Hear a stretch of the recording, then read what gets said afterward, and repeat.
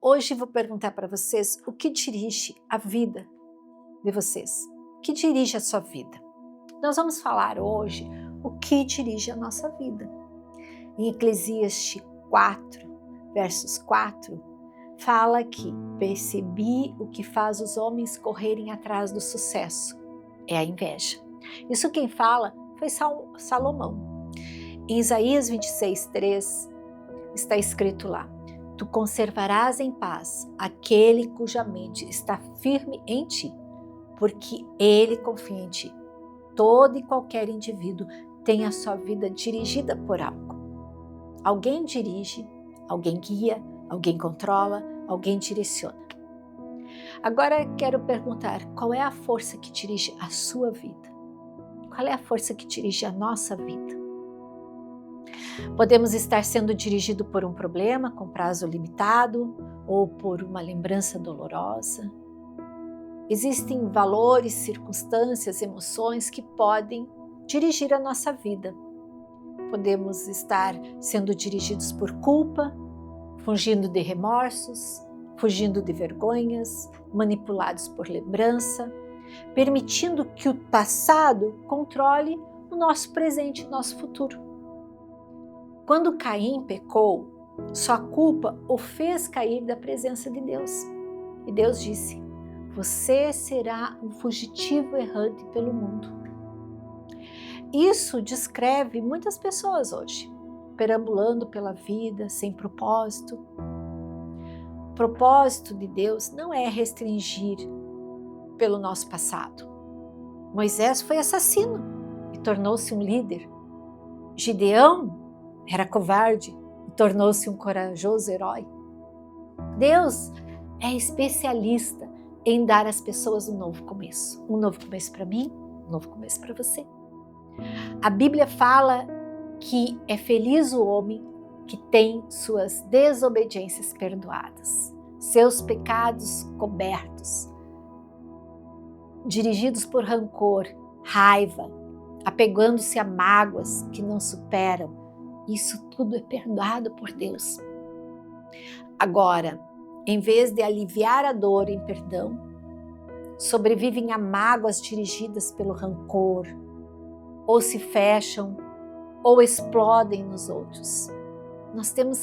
A Bíblia fala que o passado ficou para trás, lá atrás. Não podemos guardar mágoas, rancor, ódio, para que isso fala sobre algumas posições que nós vamos fazer.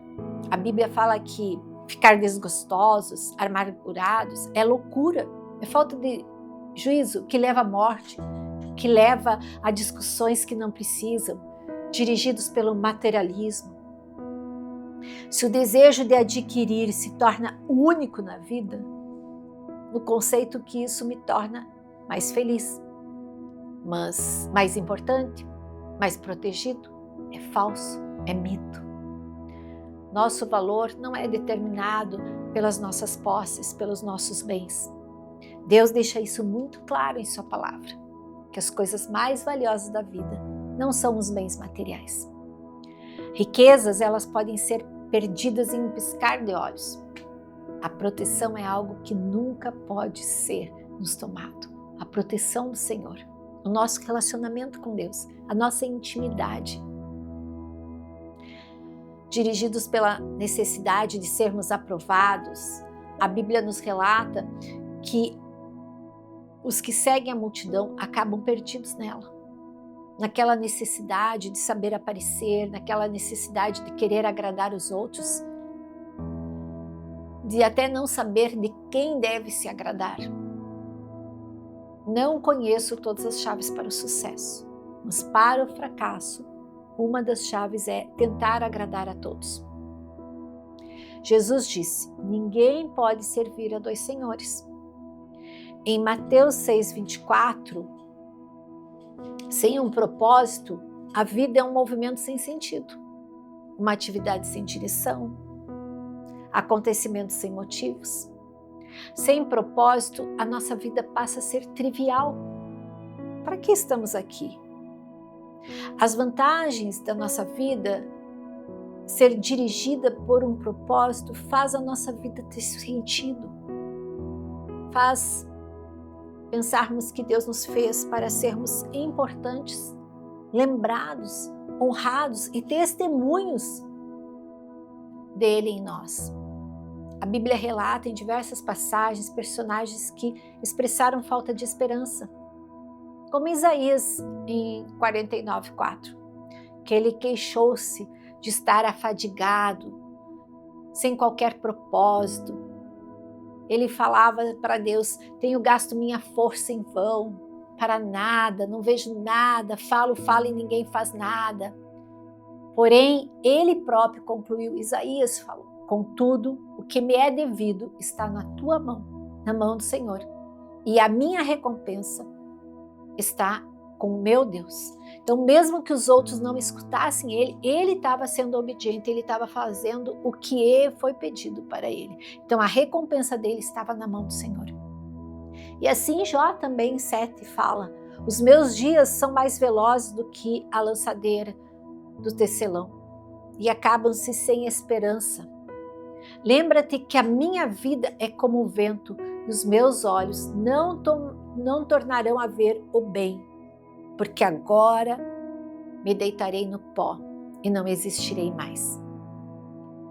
Aí Jó estava sem esperança.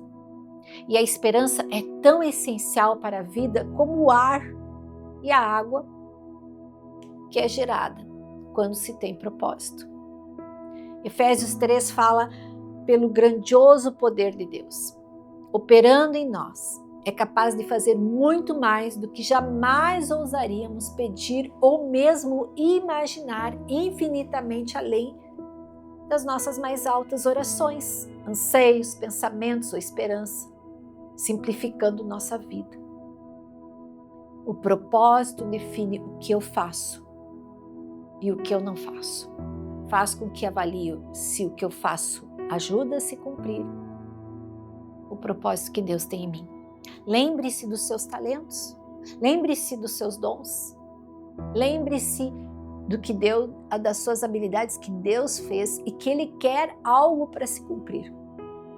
Se não tem um propósito claro, é como estar sem alicerce para se fundamentar as minhas decisões, é como estar sem rumo para decidir para onde eu vou, é como destinar o meu tempo e empregar meus recursos em algo que não vai trazer relevância para mim. Agora, uma vida dirigida por propósito é uma vida de estilo. Leva um estilo de vida simples e equilibrada, como relatada na Bíblia em Provérbios 13. Alguns que se fazem ricos e não têm coisa nenhuma, e outros que se fazem de pobres e têm muita riqueza, que direciona a vida de muitos. Muitas vezes estamos girando num ritmo frenético e hoje, no mundo atual, é bem assim. Chega em casa, vai para o trabalho, é um ritmo frenético. E às vezes, que lugar você chegou? Nenhum. Sem propósito definido. Alteramos sempre rumos, alteramos empregos, relacionamentos, ficamos indo de igrejas em igrejas e não conseguimos nada de concreto. Outras circunstâncias, na esperança que cada relacionamento, cada igreja, cada emprego, cada mudança dê uma solução a essa confusão ou preencha esse vazio que nós temos. E até pensar que seja diferente nessa vez que nós estamos tentando novamente. Isso se dá por falta de foco e de propósito. Nós não planejamos, nós não temos a persistência, a resiliência. E essa capacidade de focar, de persistir, de ser resiliente, de se concentrar no foco, com uma lente de aumento, que os raios podem ser direcionados a fim de atear fogo, e quanto mais concentrada, ela pode cortar o aço. Então, é com esse foco, como se fosse uma lente de aumento, direcionada a um objetivo, e que quando a gente olha para ela, ela corta. Paulo nos diz Quanto a mim, não julgo o que o haja alcançado, mas uma coisa faço, é que esquecendo das coisas que ficaram para trás e avançando para as que estão adiante de mim, ou seja, no focar, não ser inconstante, sem testes, continuando, firme, perseverante, ele fala isso. E ele fala ainda, continuando em Filipenses, Paulo termina, prossigo para o alvo. A partir da Bíblia, Deus nos faz duas perguntas. Duas perguntas ele nos faz na Bíblia. O que aprendemos com Cristo em nossa vida, amar e confiar, e o que fizemos com a vida que Deus nos proporciona. Duas coisas. A primeira pergunta determina onde eu passarei a minha eternidade. Eu confio em Deus, eu vou obedecer a Ele, ao Cristo que Ele deu a sua vida por nós. E a segunda é o que eu farei na eternidade. Qual é o meu propósito? Eu estou fazendo isso, estou sendo hábil. Eu estou usando as minhas habilidades, meus talentos para que realmente eu cumpra o propósito do Senhor aqui nessa terra? Pergunto isso para você. Faça essa reflexão. E agora nós vamos orar. Deus, entregamos a Ti a direção da nossa vida. Guia os nossos planos, os nossos projetos, os nossos sonhos, a nossa visão, os nossos pensamentos, as nossas decisões, para que não sigamos a nossa própria vontade, mas a Tua vontade perfeita e agradável. Como em Provérbios o Senhor nos ensina a confiar em Ti, de todo o nosso coração e reconhecer-te em todos os nossos caminhos. Alinha, Senhor, os nossos planos com o Teu propósito e corrige tudo o que for necessário.